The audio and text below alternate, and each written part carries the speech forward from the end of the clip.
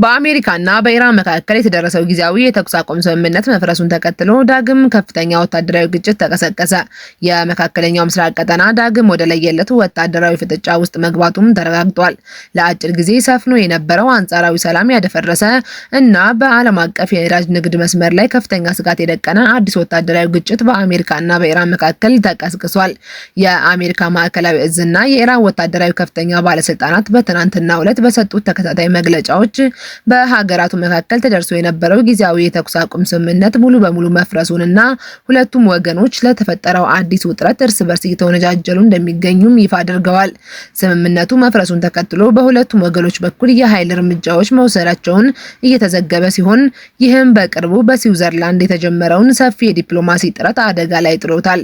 በዝርዝር የምንመለከተው የመጀመሪያ መረጃችን ነው።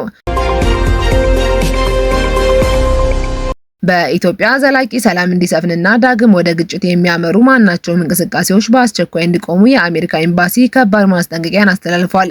በሁለተኛነት የምናሰማችሁ ሌላኛው መረጃችን ይሆናል።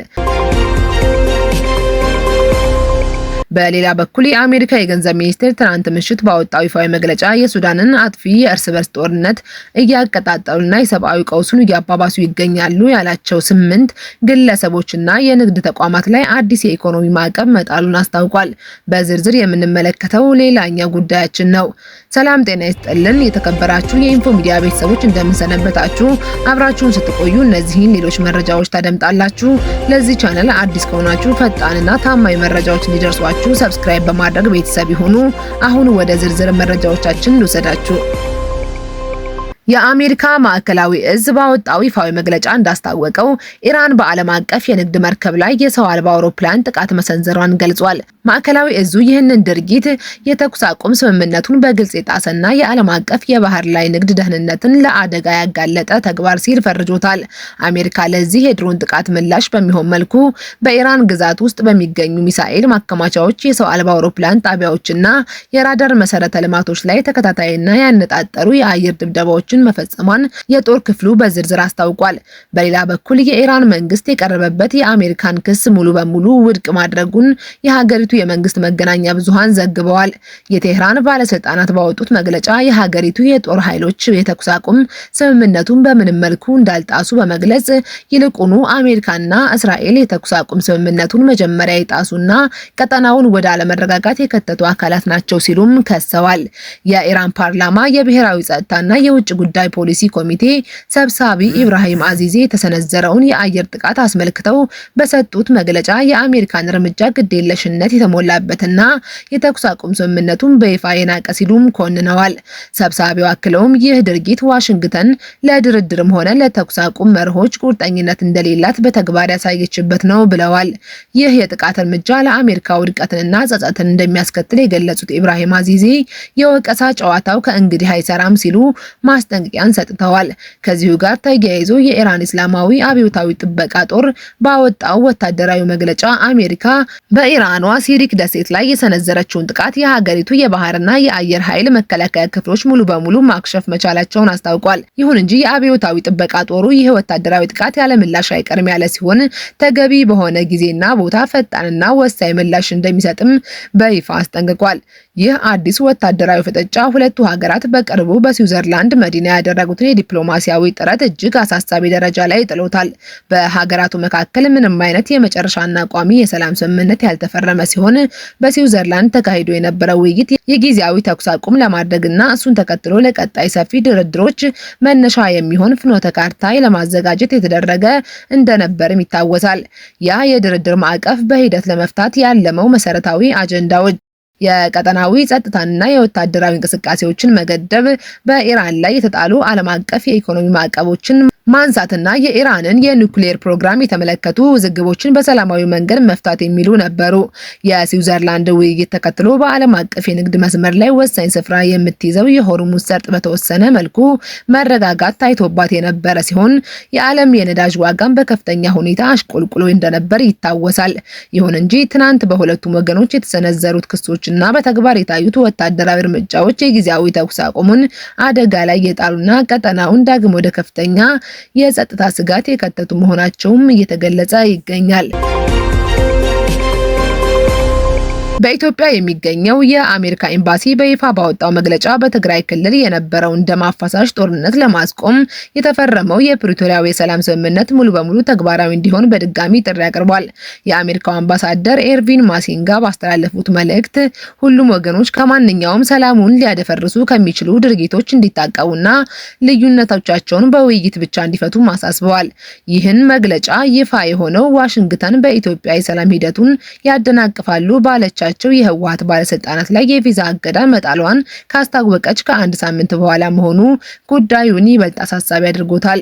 የአሜሪካ ኤምባሲ ባወጣው ይፋዊ መግለጫ እንደሚያመለክተው በደቡብ አፍሪካ ፕሪቶሪያ አፍሪካ ህብረት አሸማጋይነት የተደረሰውን የሰላም ስምምነት ሰነድ ላይ የሰፈሩት ነጥቦች ያለምንም ቅድመ ሁኔታ መሬት ላይ መተርጎም ይኖርባቸዋል። አምባሳደር ኤርቪን ማሲንጋ በጉዳዩ ላይ በሰጡት ማብራሪያ በክልሉ አስተማማኝና ዘላቂ ሰላም ማምጣትን የሚቻለው በሁሉም ባለድርሻ አካላት መካከል ገንቢ የሆነ የፖለቲካ ውይይት ሲደረግና ስምምነቱ በተሟላ ሁኔታ ተግባራዊ ሲሆን ብቻ ነው ሲሉ በጽኑ አሳስበዋል። አምባሳደሩ አክለውም የሰላም ሂደቱን ወደ ኋላ ሊመልሱ የሚችሉ ማናቸውም አይነት ትንኮሳዎች ወይም የአቋም መለዋወጦች በአስቸኳይ ሊወገዱ እንደሚገባ ማስታውቋል። የአሜሪካ መንግስት ይህንን ጥሪ በድጋሚ ያቀረበው በትግራይ ክልል ያለውን ወቅታዊ ሁኔታ በቅርበት እየተከታተለ መሆኑን የሚያሳይ ሲሆን ከአንድ ሳምንት በፊት የዩናይትድ ስቴትስ የውጭ ጉዳይ ሚኒስቴር ባወጣው መግለጫ በኢትዮጵያ ሰላምን፣ ጸጥታና ሰብአዊ መብቶችን አደጋ ላይ የሚጥሉ ተግባራት ፈጽመዋል ተብለው በተጠረጠሩ የህወሓት መሪዎች ላይ ጥብቅ የቪዛ ገደብ መጣሉንም ይፋ ማድረጉ ይታወሳል። የአፍሪካ ህብረት ከፍተኛ አሸማጋዮች በበኩላቸው የፕሪቶሪያው ስምምነት ከተፈረመበት ጊዜ ጀምሮ በርካታ አዎንታዊ እርምጃዎች መወሰዳቸው እየገለጹ ቢሆንም አሁንም ድረስ ሙሉ በሙሉ ያልተፈቱና የሁለቱንም ወገኖች የፖለቲካ ቁርጠኝነት የሚጠይቁ ሰፊ የቤት ስራዎች መኖራቸውን በየወቅቱ በሚያወጧቸው ሪፖርቶች ላይ ያመለክታሉ። አሜሪካ በበኩሏ ይህ የሰላም ስምምነት እንዲሳካ አስፈላጊውን ዲፕሎማሲያዊና ሰብአዊ ድጋፍ ማድረጓን እንደምትቀጥል አስታውቃለች። ይሁን እንጂ ስምምነቱን ለማደናቀፍ በሚንቀሳቀሱ ማናቸውም አካላት ላይ ተጨማሪ ማዕቀቦችን ወይም ዲፕሎማሲያዊ ጫናዎችን ከመጠቀም ወደ ኋላ እንደማትልም ከዚህ ቀደም የተሰጡ መግለጫዎች ያሳያሉ። በሌላ በኩል የአሜሪካ የገንዘብ ሚኒስቴር ትናንት ምሽት ባወጣው ይፋዊ መግለጫ የሱዳንን አጥፊ እርስ በርስ ጦርነት እያቀጣጠሉና የሰብአዊ ቀውሱን እያባባሱ ይገኛሉ ያላቸውን 8 ግለሰቦችና የንግድ ተቋማት ላይ አዲስ የኢኮኖሚ ማዕቀብ መጣሉን አስታውቋል። የሚኒስቴሩ የውጭ ሀብት ቁጥጥር ቢሮ እንዳረጋገጠው ማዕቀቡ ያነጣጠረው በሱዳን መደበኛ ጦር ኃይልና በሱዳን ፈጥኖ ደራሽ ኃይሎች መካከል የሚደረገውን ደም አፋሳሽ ውጊያ፣ በገንዘብ በኮንትሮባንድ መሳሪያ ግዥና በውጭ ሀገር ተዋጊዎች ምልመላ በስፋት በሚደገፉ ዓለም አቀፍ መረቦች ላይ ነው። ከዚህ ማዕቀብ ጎን ለጎን ዋሽንግተን ለሁለቱም ተፋላሚዎች ወገኖች ያለምንም ቅድመ ሁኔታ በአስቸኳይ የ3 ወር ሰብአዊ የተኩስ አቁም ስምምነት እንዲያደርጉ ጥሪ አቅርባለች። የአሜሪካ የገንዘብ ሚኒስቴር ያወጣውን መግለጫ በዝርዝር ስንመለከተው የተመቱት የጦር መሳሪያ አቅራቢና የኮሎምቢያ ተዋጊዎችን የመመልመል መረቦች ሁለቱም ተዋጊ ወገኖች የጦርነቱን ስፋት፣ የጥፋት አድማስና አስከፊነት በከፍተኛ ሁኔታ እንዲጨምሩ እድል ሰጥተዋቸዋል ሲል አስቀምጧል። በዚህም ይፋዊ መግለጫ መሰረት አሜሪካ ከሱዳን ጦር መሪ ጀነራል አብዱልፈታህ አልቡርሃንና በፈጥኖ ደራሽ ኃይሎች መሪ መሐመድ ሐምዳን ዳጋሎ ላይ እጅግ ጠንከር ያለ የዲፕሎማሲ ጫናና ጥሪ ሰንዝራለች። ሁለቱም የጦር መሪዎች ያለምንም ቅድመ ሁኔታ በአስቸኳይ የ3 ወር ሰብአዊ የተኩስ አቁም እንዲያውጁና በተግባር ላይ እንዲያውሉ ዋሽንግተን በጥብቅ ጠይቃለች።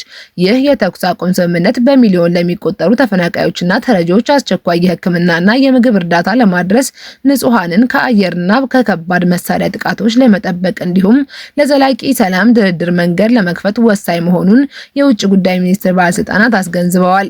የአሜሪካ መንግስት በተጨማሪም የሱዳንን የእርስ በርስ ጦርነት በገንዘብ በቴክኖሎጂና በወታደራዊ ቁሳቁስ የሚደግፉ የውጭ ሀገር እጆች በአስቸኳይ ጣልቃ ገብነታቸውን እንዲያቆሙ አስታውቋል። ማዕቀቡ በተግባር ምን ያህል ተጽዕኖ አለው የሚለውን ስንመለከት በውሳኔው መሰረት የተለዩት 8 ግለሰቦችና ኩባንያዎች በአሜሪካ ግዛት ውስጥም ሆነ በአሜሪካ የፋይናንስ ተቋማት ስር ያላቸውን ማናቸውም አይነት ሀብት፣ የባንክ ሂሳብና ንብረት ሙሉ በሙሉ የታገደ መሆኑን ተገልጿል። ከዚህም በላይ ማንኛውም የአሜሪካ ዜጋ፣ የባንክ ተቋም ወይም የንግድ ድርጅት ከእነዚህ ወገኖች ጋር ማናቸውንም አይነት የንግድ የትርጉም ወይም የገንዘብ ግንኙነት እንዳያደርግ በሕግ ሙሉ በሙሉ መከልከሉን መግለጫው ያሳያል። ሁለቱም ወገኖች ከተለያዩ የውጭ ኃይሎች በሚያገኙት ድጋፍ ሳቢያ እስካሁን ለሰላም ድርድር እምቢተኝነት ሲያሳዩ የቆዩ ቢሆንም አዲሱ የፋይናንስ ማዕቀብ መሳሪያና የገንዘብ ፍሰታቸውን የሚያደናቅፍ በመሆኑ ሳይሆኑ ወደ ሰላም ጠረጴዛው እንዲመጡ የተወሰነ ጫና ሊፈጥርባቸው እንደሚችልም ይገመታል። በአሁኑ ሰዓት ከካርቱም የወጡ መረጃዎች እንደሚያመለክቱት የሱዳን ጦር ኃይልም ሆነ የአርኤስኤፍ አመራሮች ለአሜሪካው አዲስ ማዕቀብና የ3 ወር ሰብአዊ የተኩስ አቁም ጥሪ የሰጡት ይፋዊ ምላሽ የለም።